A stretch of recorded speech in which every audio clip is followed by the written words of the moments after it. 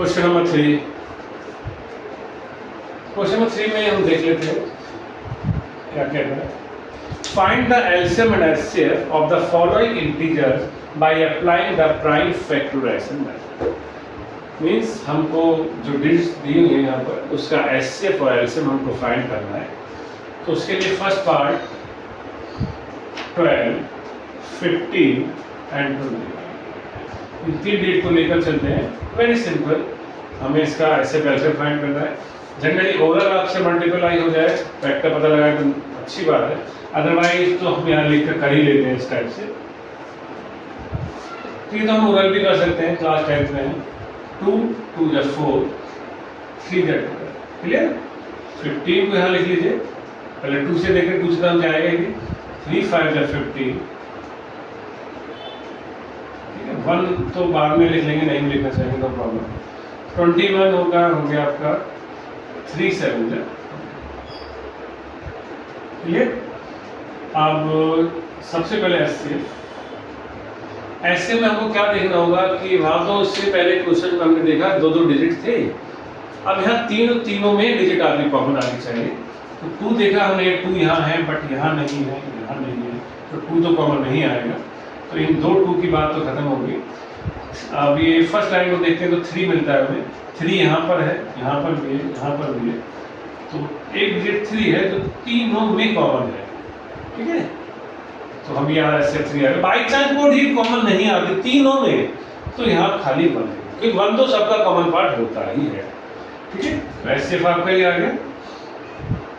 अब एलसीएम में क्या होता था, जो 2 डिजिट हमें दिए हुए होते थे उसमें जो बचे हुए डिजिट थे हम सीधे मल्टीप्लाई करते थे, लिख दिया करते थे। पहले हम एचसीएफ लिखते थे और जो बचे हुए डिजिट है वो लिख दिया करते। लेकिन यहाँ थोड़ा सा चेंज है।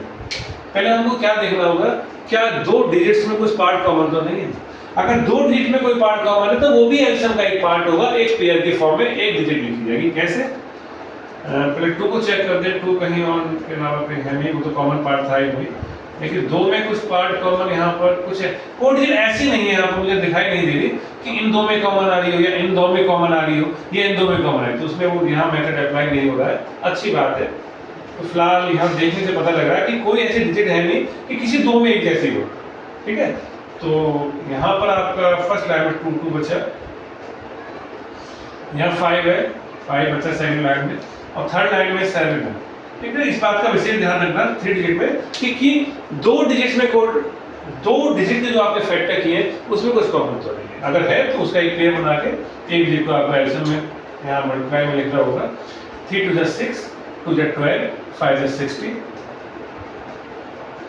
और 67 जा 4। तो ये इसका एचसीएफ एलसीएम वेरी सिंपल, कोई प्रॉब्लम नहीं आई होगी किसी को भी, क्योंकि इसमें ज़्यादा कुछ था नहीं। इसी टाइप से second part, third part. Second part को एक बार देख लेते हैं। 17 23 29। अब इन 3 डिजिट को आप ध्यान से देख लीजिए, बहुत ध्यान से। ये तीनों ही प्राइम नंबर है। मुझे नहीं लगता कि कोई भी ऐसे डिजिट जो उसको काट देगी दैट इज प्राइम नंबर। तो वेरी सिंपल हो गया, ये तो कटेगा नहीं, किसी से कैंसिल आउट होगा ही नहीं। तो 17 - 17 23 का कोई फैक्टर नहीं है। मुझे यहाँ देखो मल्टीप्लाई 1 लिखना पड़ा, मैंने यहाँ कुछ नहीं लिखा, 1 हमने लिखा ही नहीं था इससे पहले वाले पार्ट में, लेकिन मुझे यहाँ लिखना पड़ा। मुझे पता है कि 17 23 29 ये तीनों प्राइम नंबर है, किसी से डिवाइडेबल नहीं होंगे, तो 1 सभी का मल्टीपल होता है। तो मैंने यहाँ 1 का सहारा लिया, और नहीं भी लिखेंगे बाई चांस तो 1 हम ऐसे लिख सकते हैं। साफ साफ पता लग रहा है कि इसका कुछ भी पार्ट कॉमन नहीं आएगा, क्योंकि तीनों के तीनों आपके प्राइम नंबर्स हैं। Which number has exactly 2 factor 1 in itself? It's called prime number। और हर एक प्राइम नंबर्स, आप बहुत सारे कितने ही प्राइम नंबर दिए हो, उनका कोई कॉमन पार्ट हो ही नहीं सकता, तभी तो प्राइम नंबर है, इसलिए ऐसे प्राइम नंबर। ठीक है, अच्छा क्वेश्चन। एलसीएम अब क्या बताया था, एलसीएम में देख लीजिए एचसीएफ जो है वो तो आएंगे, भूल जो 2 में कुछ कॉमन, ये सभी में कॉमन नहीं था आपस में, है ना। तो 2 में से तो कुछ पॉसिबिलिटी है ही नहीं, तो इसकी मल्टीप्लाई कर दीजिए।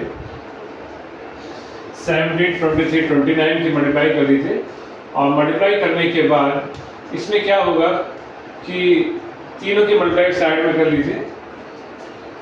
तो पहले 70 की 23 मल्टीप्लाई कर देते हैं,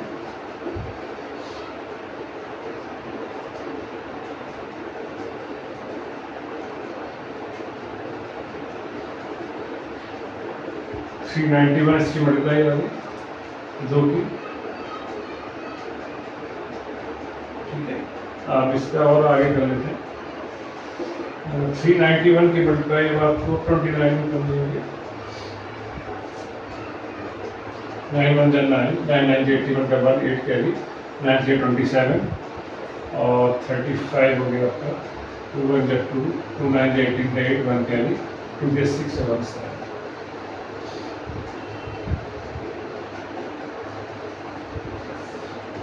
तो यहाँ पर हम लिख देते हैं, इसका थोड़ी स्पेस कम रह गया, तो यहाँ आपका आ गया 1 1 3 3। ठीक, तो ये था 3 का सेकंड पार्ट। 3 का थर्ड पार्ट के लिए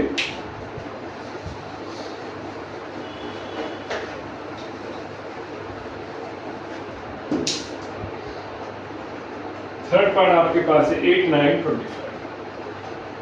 वेरी सिंपल, कुछ ज़्यादा हार्ड इसमें है नहीं। 8 के ओरल फैक्टर कर लीजिए। ठीक, ट्रायंगल में तो कुछ ऐसे नहीं कि 1 बाद में लिखना पड़ा तो आप लिख लीजिएगा। 9 की हम 3 into 3 कर लेंगे और 25 आपका 5 into 5। तो इसमें साइड में करने की मुझे लगता नहीं कोई जरूरत है, अगर आपको लगे तो आप करके दिखा दीजिए, नो प्रॉब्लम। उसी को एक्स्ट्रा मार्क्स एग्जाम में मिलेगा। एचसीएफ में क्या होता है, कॉमन पार्ट होता है। 2 देखिए सभी में है, नहीं है, नहीं है, सभी में कुछ पार्ट कॉमन नहीं है, तो लोग यहाँ 1 लिख दीजिए। मैंने यहाँ नहीं लिखा तब भी कोई प्रॉब्लम नहीं है, लिखना चाहो लिखिए, नहीं लिखना चाहो ऐसे कोई कंपलसरी पार्ट है ना। एलसीएम इसी मैंने एक पार्ट में 2 1 करके दिखाया, एक पार्ट में मैंने कुछ लिख दिया। आप मतलब ऐसे तो कॉमन पार्ट होता ही है, एचसीएफ में 1 तो कॉमन पार्ट होता ही है।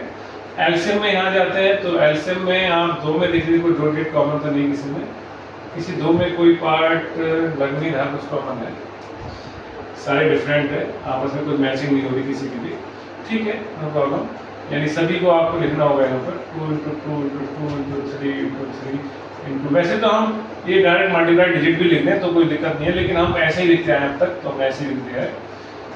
तो क्या हो गया, 8 9 में 72 और 72 कैसे भी मल्टीप्लाई करें जैसा आपको अच्छा लगे।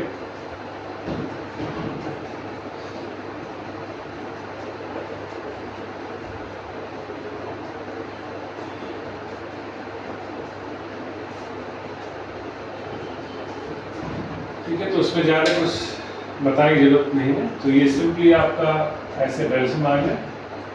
उम्मीद कर रहा हूँ समझ में आ रहा होगा। आगे चलते हैं।